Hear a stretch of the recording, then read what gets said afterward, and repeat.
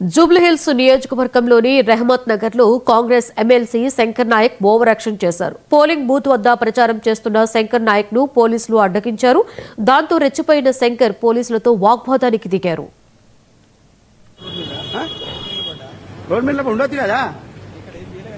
ఏం చేయలేదంటే మీరు ఓటర్తో మాట్లాడుతున్నారు కదా, ఇప్పటిదాకా ఇద్దరు ఓటర్తో మాట్లాడినావు కదా,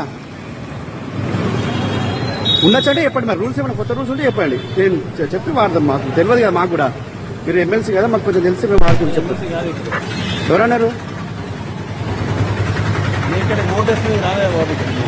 ఓటు వేయడానికి ఎవరు రారండి, ఓటు ఉన్నోళ్ళే వస్తారు ఇక్కడికి.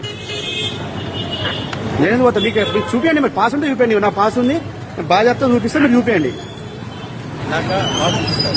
చెప్పండి. ఇక్కడ ఎందుకు చేస్తా అండి, చెప్పండి. మీరు